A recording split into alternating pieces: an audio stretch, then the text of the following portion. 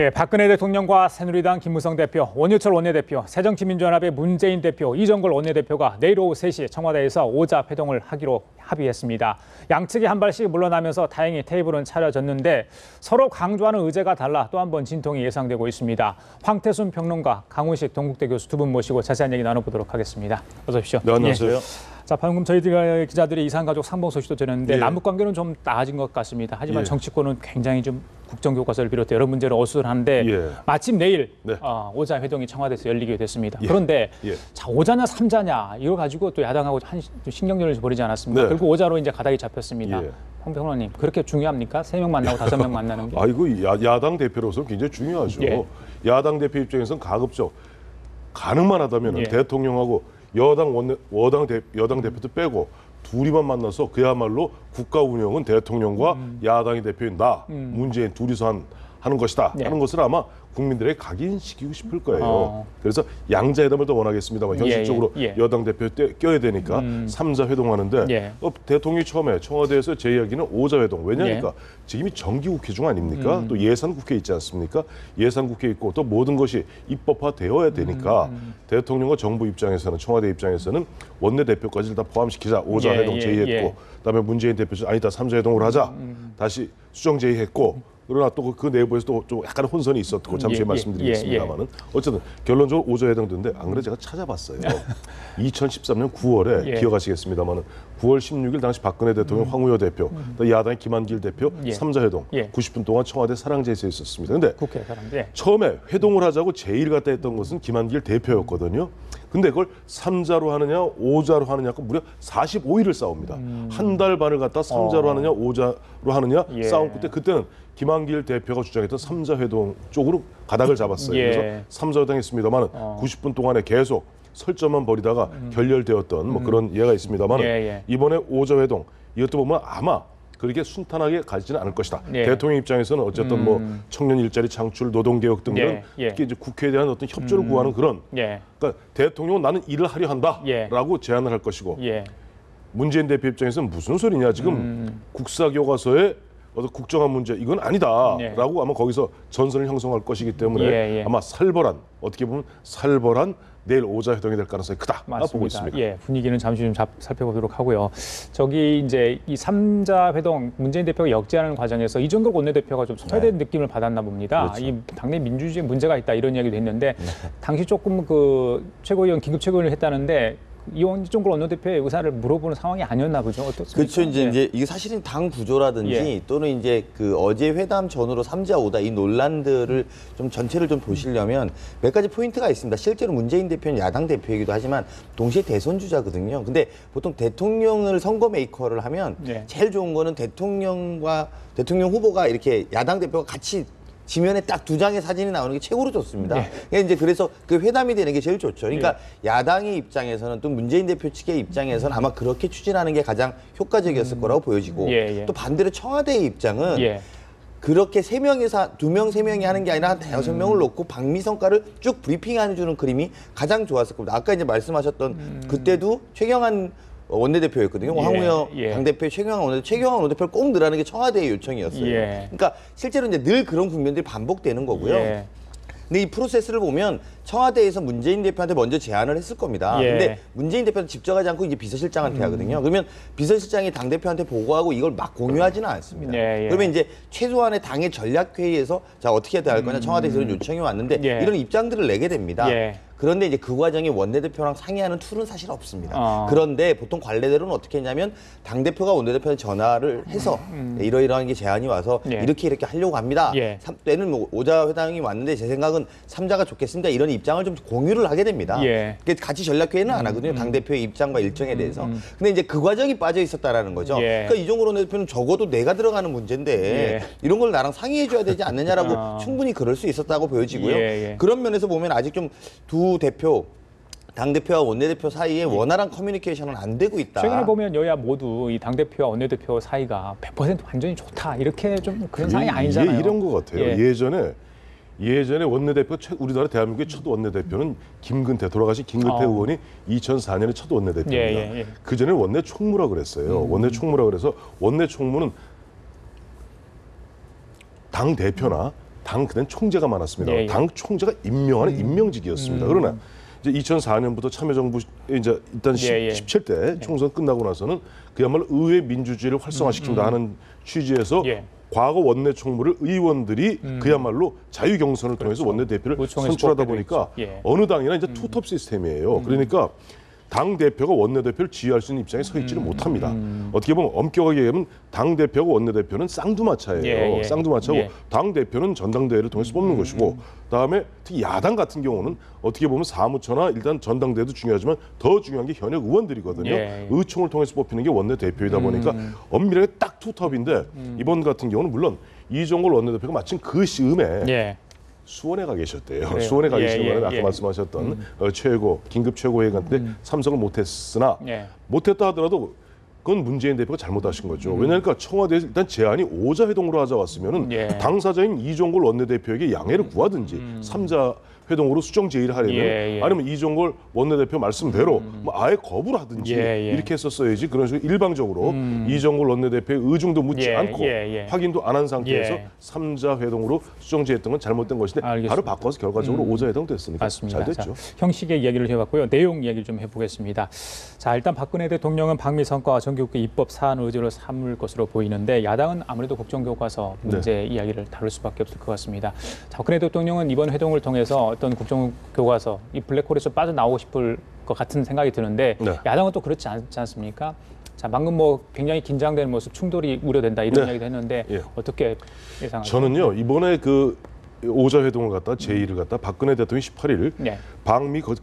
방미 이후에 귀국하자마자 하루 지나서 19일 날 야당에 대고 자 5자 회동하자고 제의했던 겁니다. 네. 근데 18일 정도면 박근혜 대통령이 귀국하자마자 가장 큰 정치권의 이슈는 뭐였냐니까 문재인 대표가 강남에 가서 학부모들 모아놓고 한 얘기입니다. 자, 박근혜 대통령과 김무성 대표 이 두 분의 선대가 과거 친일과 독재에 예, 예. 관련이 있기 때문에 그 후예들이 예. 아마 교과서를 국정화하려는 것 같다. 예. 라고 이른바 직공을 퍼부었고 예. 그 즈음에 바로 19일 날 되면은 박근혜 대통령이 보면 자 만나자는 것은 단순히 순방 그 결과를 갖다 설명하고 아. 그냥 의례적인 예. 보면 자 정기국회 때 잘 도와주세요. 예, 예. 또 10월 27일 날 뭐 대정부 시정연설이 있죠. 시정연설 예, 있지 예, 않습니까? 그것 때문에 하는 거 아니에요. 뭐냐니까 박근혜 대통령은 자 문재인 대표 나는 당초 이 역사 전쟁을 나는 내가 절대 피하지 않겠다. 예, 왜냐니까 박근혜 대통령 지난 13일 날 순방 떠나기 전에도 바로 3시간 전에 긴급 수석 비서관 회의를 갖다가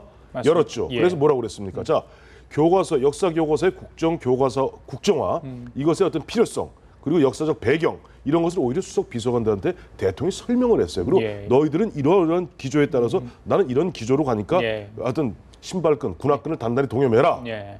이런 상태에서 문재인 대표가 좋다. 전선을 여기서 펴자 하니까 박근혜 대통령이 그렇다면 한번 해보자는 거예요. 그러나 박 대통령이 문재인 대표에게 역사 교과서 국정화 문제 갖고 우리 한판 합시다.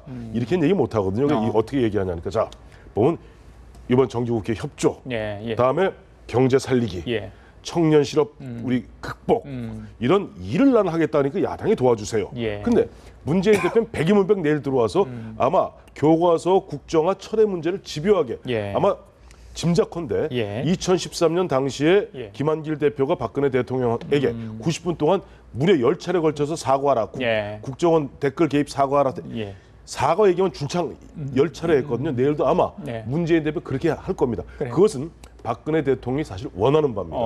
왜냐하니까 어차피 전쟁은 벌어진 것이고 예, 이 예. 단순히 역사 전쟁은 단순히 그렇게 문재인 대표가 생각하는 그런 간단한 문제가 아니에요. 예, 예. 이것은 그야말로 각 보수와 진보 양 진영의 정체성, 아이덴티티의 예. 문제고 근데 존립의 기반의 문제입니다. 내년 4.13 20대 총선까지 좋다. 그렇다면 보수의 진보 과연 우리 대한민국을 어떻게 볼 것이냐, 또 북한을 어떻게 볼 것이냐 이 문제를 놓고 우리 한번 다투어 보자. 예. 이 대목이기 때문에 박근혜 대통령 말씀으로는 예. 순미 방미 성과 설명하고 예. 협조를 구하는 듯하지만은 예. 문재인 대표가 교과서 국정화 예, 문제하고 예. 이른바 한번 붙어보자 예. 시비를 걸어오는 부분을 절대 피하지 않을 예, 겁니다. 강 교수님 내일 이제 김무성 대표와 또 박근혜 대통령이 지난번 안심공천 문제로 좀 좋지가 않았지 않습니까? 그래서 그 이후로 처음으로 이제 대면하게 되는데 국정교과서 문제를 가지고 야당 쪽에서 공격을 하더라도 김무성 대표는 지금 열심히 국정원에서 방어를 하고 있는 상황 아니겠습니까?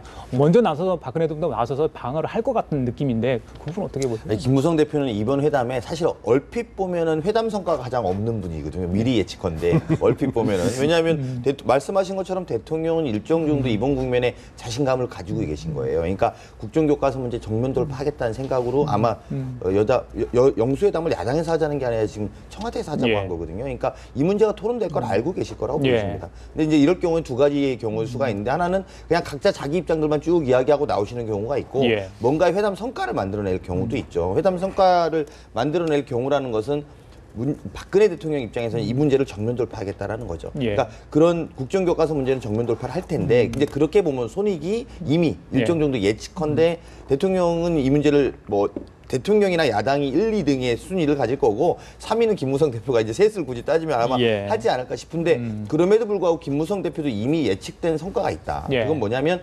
청와대와의 관계 회복이 됐다라고 보여줄 수 있는 지점들이 있습니다. 즉 바꿔 말하면 야당만 부를 수도 있고 박근혜 대통령이 서문시장 방문했을 때나 대구 서문시장 방문했을 때나 이렇게 누구를 오게 하고 안 오게 하는 걸로 입장을 정확하게 내시거든요. 근데 그렇게 보면 김무성 대표도 불러서 이야기하신다라는 것은 또 오자회담을 했다라는 것도 원유철 원내대표에 대한 신임을 보여준 것과 동시에 김무성 대표에 대한 이제 내치지 않겠다라는 의정도 되는 거거든요. 그러니까 그렇기 때문에 이미 김무성 대표 입장에서는 일정 정도 성과를 얻고 갔다. 하지만 최고의 성과자는 아닐 것이다라고 저는 좀 예측됩니다. 알겠습니다. 내일 오후 3시 어떤 얘기들이 오갈지 좀 기대를 보도록 하고요. 자, 정의화 국회의장이 어제 이 정부 역사교사 단일화 추진에서 절차적인 문제가 있다 이런 언급을 했습니다. 글쎄요, 바로 잡을 노력을 좀 더 해야 된다 이렇게까지 이야기를 했는데 20대 총선 출마를 염두에 둔 거 아니냐. 사실 국회의장직을 버리지 않고 지금 계속 나가겠다 이런 뜻을 계속 밝히고 있는 상황인데 어떻게 보세요? 어제 발언에 대해서는? 일단 예전에 박관용 의장 이후에는 국회의장은 자기가 아무리 젊다 하더라도 뭐 예를 직전에 김용호 국회의장 같은 경우가 그 케이스죠. 46년생이거든요, 그분이. 그럼에도 불구하고 일단 국회의장은 마지막 공직으로 끝내는 것이 관례였는데 정의화 의장은 그걸 과감히 거부하고 있습니다. 내년에 출마하겠다. 뭐 그것이 뭐 여러 가지 뭐 복잡한 뭐 복선이 깔려 있는 것 같기도 합니다만 어쨌든 정의화 의장 같은 경우는 작년부터 일관되게 박근혜 대통령하고는 일정 부분 좀 긴장 관계를 유지하려는 뭐 입법부의 수장으로서 뭐 그런 점에서 나쁘지는 않아요. 근데 어제 그 부분은 조금 내가 보면 잘못된 것 같아요. 왜냐하니까 본인이 신경외과 의사니까 외과 수술을 하더라도 이러저러한 과정을 겪어서 신경외과 수술을 해야지 만약 그런 준비 과정이 없이 절차가 없이 하게 되면 외과 수술이 흐트러지지 않느냐라고 하면서 이번 같은 경우 이 왜 국회에서 청문회라든가 국회에서 왜 특위를 안 만들었느냐 얘기하는데 죄송합니다만은 바로 이 국회 이 국정교과서 문제는 검정으로냐 국정으로 가느냐 문제는 입법 사항이 아닙니다. 그건 행정부의 장관 고시 사항이고 정확히 차관의 전결 사항입니다. 그러니까 굳이 따지자면은 외과 수술을 하시는데 왜 가서 저 약국에 왔다 갔다 하세요? 그건 그럴 이유가 없는 거예요. 이 절차상에 문제가 있다고 얘기한 것은 비율을 굉장히 부적절하게 드셨다 하는 것이고 정의화 의장 같은 경우 잠깐 본인이 또 그 마침 지역이 좀 이번에 어제 그만두셨죠. 유기준 장관. 그다음에 김무성 대표. 그다음에 정의화 의장이 이 세 지역이 두 지역으로 지금 현재 기준으로 가면 두 지역으로 통폐합되게 돼 있어요. 세 지역이. 그러니까 정의화 의장 입장에서는 일단 자기가 물러난다 하더라도 자기 지역구는 좀 살리고 싶겠죠. 그게 이제 중동군데 살리고 싶을 텐데 그러나 지금 계속 본인이 출마할 수도 있다. 또 심지어는 본인이 은근히 즐기는 것이 하나가 2017년 대선 출마 가능성도 슬쩍슬쩍 보면 주변에서 흘러나오고 또 거기에 대해서 질문을 받으면 그걸 절대 부정하지 않거든요. 아주 둘이 뭉술이하게 넘어가다 보니까 이분이 욕심을 너무 크게 갖는 것이 아닌가. 그런 가운데 이른바 현직 대통령하고 일정 부분 긴장 관계를 유지하기 위해서 의도적으로 조금 지난해 같은 경우도 그랬죠. 내가 박근혜 대통령한테 직접 통화하자고 전화번호도 받았는데 뭐 전화할 때 딴 사람이 받더라. 또 박근혜 대통령한테 국회의장 공간에 오셔갖고 저 연말에 막년에도 좀 합시다. 안 오시더라. 이런 식으로 보면은 그것도 관훈 기자 클럽에서 그런 말씀하시면서 은근히 박근혜 대통령이 소통 안 하고 한마디 불통이다 하는 부분을 자꾸만 드러내므로써 반사 이익을 누리려는 것 같은데 박근혜 대통령 때리기를 통해서 본인이 어떻게 보면 대권적 주자의 반열에 올라서려는 그런 계산이시라면 그런 계산은 빨리 접는 게 좋습니다. 가끔 지금 여당 내 이 국정화 논란에 관련해 가지고 좀 그러니까 지금의 어떤 당 방침에 반대 의견이 조금씩 있다고 하는데 그 부분은 어떻게 보세요? 이걸 뭐 정의원 국회의장과 관련시켜서 이야기할 수 있을까요? 그렇죠. 아니 뭐 실제로도 보면 예. 저는 이제 뭐 어떻게 이야기하던 간에 이번 국정교과서 논란에 대한 아쉬움은 너무 성급하게 추진하고 있다는 겁니다. 어쨌든 아이들의 교과서 문제이고 우리 아이가 역사책을 배우는 문제이기 때문에 후대에 남는 문제거든요. 좋습니다. 뭐 저는 여든 야든 간에 자기네 주장들을 할 수 있다고 보여집니다만 예. 이 논의를 가져가는 데 있어서 마치 예비비를 편성해서 그것도 군사작전하듯이 이렇게 통과시킬 필요가 있느냐. 적어도 국회 의결 또는 뭐 일관적인 흐름 속에 물론 말씀하신 것처럼 예. 절차상의 문제가 없다라고는 할 수는 있습니다만 그럼에도 불구하고 어쨌든 국민 좀 통합적 행보 즉 저는 정의화 의장의 이야기도 오늘 또 남경필 지사도 그런 이야기를 여당 내에서 국정교과서에 동의하지 않는다. 이런 여당 내에서 논란이 나오는 것은 예. 아직 여당 내도 뜻을 하나로 못 모았단 말이거든요. 그러면 국민 전체로 보면 엄청난 예. 국론의 소모적인 논쟁입니다. 여론조사 결과도 분명히 나오잖아요. 네. 거의 뭐 비슷하게 나오죠. 거의 비슷하게 이렇게 나오는데 예. 이제 이것들을 뭐 여러 가지 측면에서 활용할 수 있고 말씀하신 것처럼 이념의 문제이기 때문에 양보할 수 없을 거라고 보여집니다만 굳이 이 문제를 지금 이렇게 중요한 시점 정권 1년차, 2년차, 3년차의 크고 작은 사건들로 제대로 경제를 살려보지 못해서 민생 문제가 다 외면돼 있는데 예, 예. 굳이 이 문제를 또 이렇게 해야 되는가. 더군다나 청와대에까지 회동을 하면 더욱더 그게 더 극명하게 드러날 가능성이 존재하고 있습니다. 예, 예. 근데 그래서 사실은 여당 내뿐만 아니라 야당 이 단합하고 국민들을 좀 통합하는데 아마 정의화 의장도 원래 이 지역 통합하시고 영호남 통합하고 이런 거 좋아하시는 분이거든요. 그래서 실제로도 보면 절차상의 문제가 있다라는 건 통합적 논의를 가져가는데 왜 굳이 이렇게 해야 되느냐. 조금 더 국회가 절차를 좀 만들어가면서 대통령과 호흡을 맞추면서 이분도 예. 역사교과서 자체에 대한 문제를 이야기는 하진 않으세요. 절차상의 문제라는 예. 건 통합의 기간을 가지고 좀 만들어갔으면 하는 아쉬움을 드러낸 대목이 아닌가 예. 싶습니다. 알겠습니다. 자, 총선이 이제 얼마 남지 않았죠, 사실은. 서서 여의도에 이제 총선 전선이 형성되고 있는데 지금 이제 국무위원들 사퇴했고요. 예. 청와대 이제 정무특보 2명 네. 나왔습니다. 네. 정무특보 2명 나온 거 두고 이제 여러 가지 이야기가 나오는데 뭐 언제쯤 결정을 했는지 또 왜 나왔는지 물론 이제 총선용이겠지만 과연 또 정무특보직을 계속 청와대에서 가져갈지 뭐 이런 것들 이야기를 좀 해봐야 될 것 같은데 네. 전반적인 분위기 어떠세요? 이번 뭐저 정무특보 이번에 이제 중에. 개각 중에서 장관 유일호하고 유기준 장관은 뭐 예상됐던 것이고 그러니까 지금 장관 5명 중에서 장관 5명의 국회의원과 장관을 겸하고 있지 않습니까? 이 중에서 보면 2분이 나오시게 된 거고 예. 그다음에 최경환, 황우려, 김희정 장관은 아마 이제 최경환 장관은 예산 주무장관이니까 경제부총리니까 예산국회 끝나야지 나오실 거고 예. 좀 황우려 부총리 같은 경우도 지금 역사 전쟁이 좀 본격적으로 이제 불을 붙이기 시작하지 않습니까? 예. 그런 상황에서 최소한 최경환, 황우려, 김희정 장관은 아마 정기국회 끝나고 12월 중순쯤 나올 것 같아요. 12월이요? 그런데 예. 이번에 그러면 사람들이 좀 의아하게 생각하는 것이 김재원 정무특보, 예. 그다음에 윤상현 정무특보, 정무특보라는 것이 이제 사실 앉힐 때부터 문제가 좀 많지 않았어요. 예. 근데 주호영 당시 정무특보에 3분 계셨습니다만 맞습니다. 주호영 정보위원장으로 예, 나오셨고, 예. 그다음에 이제 2분 왜 갑자기 이번에 박근혜 대통령이 이례적으로 현역 의원인 국회의원인 이 2사람을 갖다가 방미하면서 데려가셨다고요. 예. 그래서 야 드디어 이제 보면 이 2사람이 힘이 실리는구나. 예. 근데 또 오자마자 정무특보를 베껴요. 그걸 보면서 이게 뭐냐니까 이 2사람 정무특보라는 그 뭐 감투를 하나 씌워준다고 그래서 뭐 스펙이 좋아지는 것도 아닌 상태에서 예. 괜히 시비와 논란의 소지가 있는 거예요. 왜 정무수석은 뭐하고 정무특보가 자꾸만 이상한 소리 하느냐. 그러니까 정무특보 자리를 베끼기 위해서 일부러 미국에 데려간 겁니다. 이게 무슨 말이냐니까 박근혜 대통령 입장에서 앞으로 윤상현, 김재원 두 전 정무특보, 두 실세 의원들은 나의 스피커다. 대통령이 직접 그다고 당무에 개입할 수는 없으니까 이 2사람이 이야기하면은 이 2사람은 나하고 굉장히 코드를 맞추고 있는 사람이니까 그렇게 알아주라. 그 대신 정무특보 베꼈으니까 괜히 쓸데없는 시비는 걸지 마라 하는 그런 시그널을 보낸 거라고 봅니다. 신호였다. 예.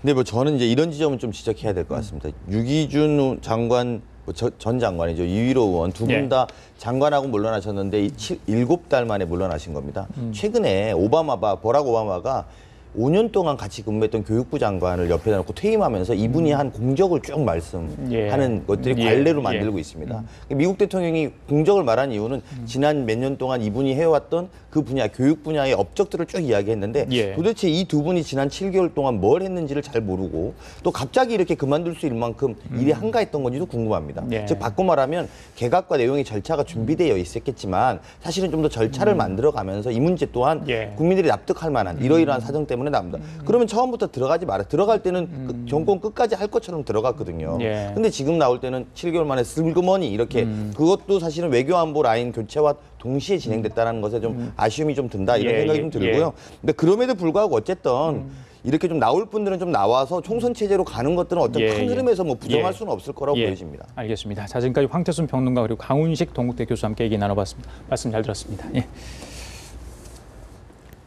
예, 최경환 경제부총리는 국회 기획재정위에 회의에 출석해서 2017년 3월까지 교과서를 보급하려면 지금 작업에 착수하지 않으면 안 된다며 ABB 편성을 철회할 뜻이 없음을 분명히 했습니다.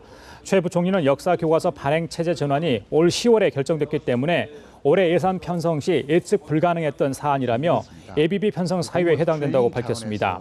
새정치민주연합은 아직 의견 수렴 기간이 끝나지 않았는데 예산을 편성한 건 위법이라며 예산 통과가 사실상 어렵다고 보고 제작을 강행하려는 것 아니냐고 반발했습니다. 네, 전국 9개 시도 교육감이 정부의 중고교 한국사 단일 교과서 추진 방침에 맞서 대안 교과서 개발에 나서기로 했지만 교육부는 법적 조치에 나설 방침이어서 논란이 일고 있습니다. 김승환 전북도 교육감은 확대 간부회의에서 지난 16일 전국 9개 시도 교육감이 모여 역사 교과서를 공동 개발하자는 데 의견 일치를 봤다고 밝혔습니다. 하지만 교육부가 단일 교과서에 맞서 대안 교과서를 개발할 경우 법적 조치를 검토하겠다고 밝힌 바 있어 논란이 증폭될 것으로 보입니다.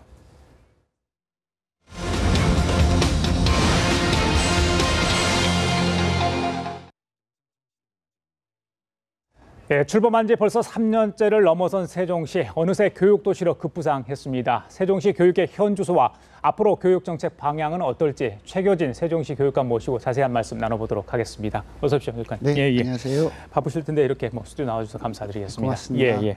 여러 가지 이야기를 좀 해야 될 텐데 먼저 세종시가 출범한 지 3년입니다. 여러 가지 교육 여건이 많이 좋아지고 있다 이런 이야기를 듣고 있거든요. 자, 사람이 많이 모이다 보면 학생들이 늘게 되지 않겠습니까? 자, 학교 충분히 마련되어 있는지 교육 여건은 얼마나 좋아졌는지 궁금하거든요. 어떻습니까? 네, 세종시는 전국에서 가장 젊은 도시입니다. 예. 이제 지난 9월에 벌써 인구가 이제 20만 명이 넘어섰고요. 예. 그런데 그 중에서도 특히 신도심 지역의 40대 그 이하 인구가 전체 거의 85%를 넘어서고 있는 수준입니다. 예. 젊은 층이 많다는 건 그만큼 세종시의 유초중 교육에 대한 기대가 유치원과 초등학교 교육이 높고 예. 실제로 만족할 만하다고 해서 오시는 건 아니겠가 싶습니다. 그렇죠. 그러다 보니까 학생 수도 2012년 출범할 때 12,000명 정도였거든요. 예. 근데 지금 31,000명으로 거의 3배 가까이 이렇게 늘어나고 있습니다.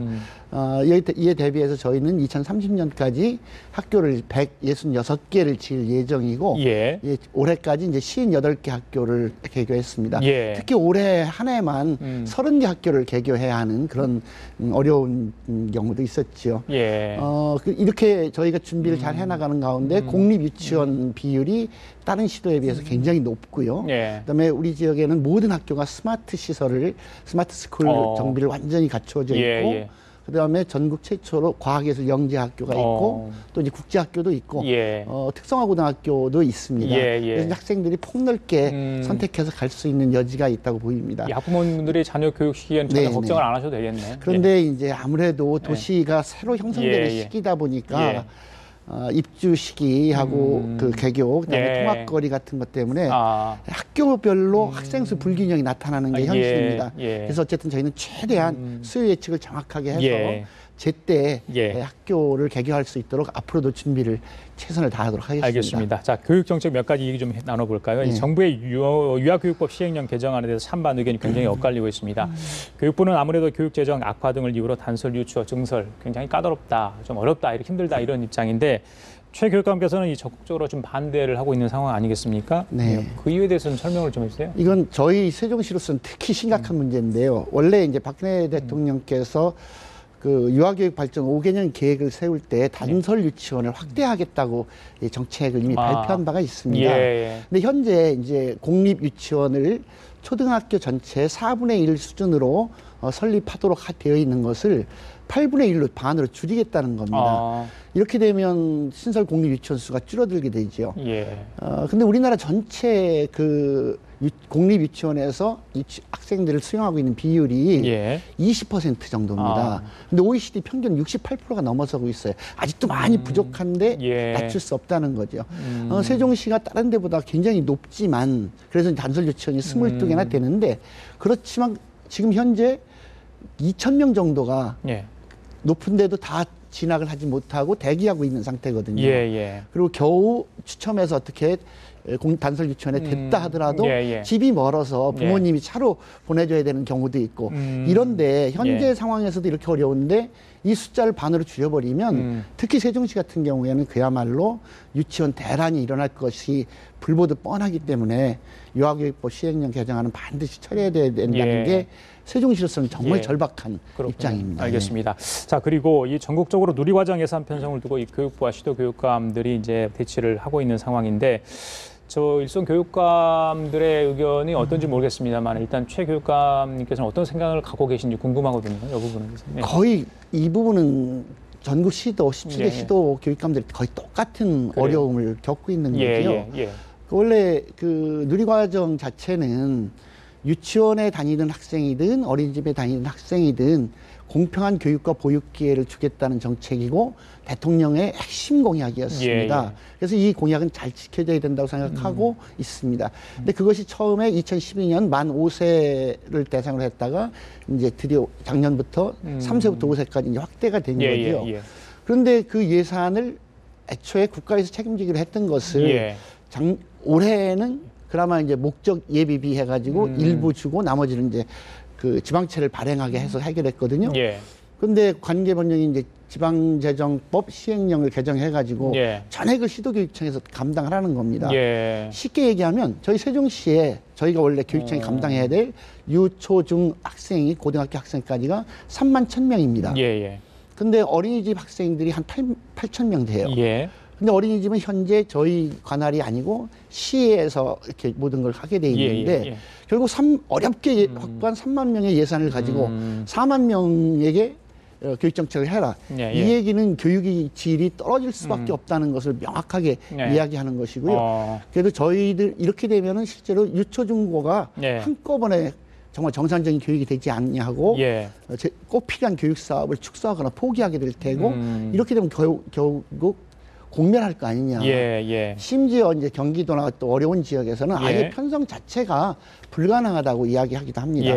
그래서 정부에서는 이 법령 개정을 좀 중단하고 중앙과 지방 그 정치권이 다 함께 참여하는 사회적 논의기구를 통해서 합리적인 방안을 찾기를 저희는 간곡하게 원하고 있습니다. 사회적 합의가 좀 필요한 부분이네요. 그리고 이거 굉장히 중요하고 또 이제 세종시에 계신 분들이 관심을 가지고 있는 상황인 것 같습니다. 고교 평준화 문제 이 부분에 대해서 세종시가 이제 추진을 하고 있는데 추진 목적 또 여론조사 결과도 궁금하고요. 어떻습니까 지금?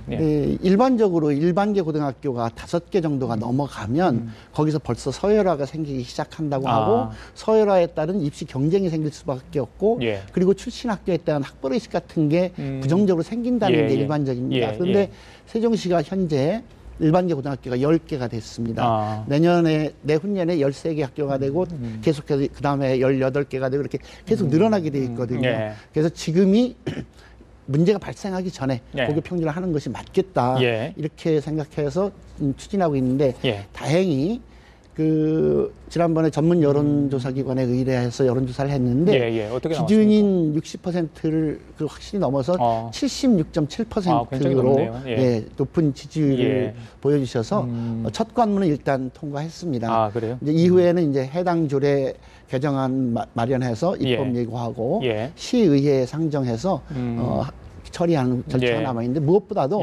절차도 절차지만 일부 반대하신 소수지만 23%의 그분들이 우려하시는 혹시 먼 거리 학생들이 가게 되면 어떻게 하나 혹시 학교 간에 격차가 있으면 어떻게 하나 또 평준화라고 하는 게 혹시 하향 평준화되면 어떻게 하나 이런 것들에 대한 대책을 잘 마련해서 학생들이 집 가까운 곳에 원하는 학교에 갈 수 있도록 제도를 최대한 만들고 그렇게 해서 성적이 우수한 학생들 모아가지고 그냥 좋은 학교라고 하는 게 아니라 알겠습니다. 그 평범한 아이들을 잘 가르쳐서 우수한 학생으로 만들어가는 진짜 좋은 학교를 만들어가는 것이 세종시 교육청의 목표고 그래요. 그게 고교 평준화의 정신입니다. 알겠습니다. 시간이 많지 않아서 마지막으로요. 네네. 학부모님들한테 한마디 하시고 싶은 얘기 좀 해주시죠. 네.